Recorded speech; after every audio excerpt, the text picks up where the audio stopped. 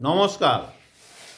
শত্রু আপনার মানসম্মান নষ্ট করছে, অনেক ক্ষতি করছে, আপনাকে অতিষ্ঠ করে তুলছে। শত্রু যদি আবার গুপ্ত শত্রু হয় তাহলে তো খুবই সমস্যা, খুবই বিপদ।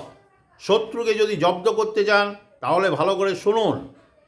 শনিবার বা যে কোনো অমাবস্যায় যে কোনো শনিবার ধরে 7টি কলা ও 7টি পেরেক নিন। কলাগুলিতে শত্রুর নাম লিখুন।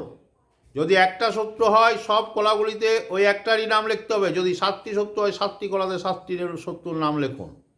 কালো কালিতে লিখবেন কিন্তু। একটি শত্রু হলে 7টি কলাতে লিখবেন, একাধিক হলে আলাদা আলাদা করে লিখবেন। বারবার এটা বলে দিলাম।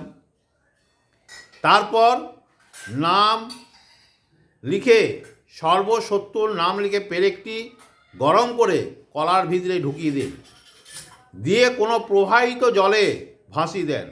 শত্রু ও চিরদিনের জন্য ভেসে যাবে, চির বিদায়। আপনার কাছে শত্রু বলে কিছু থাকবে না। নমস্কার।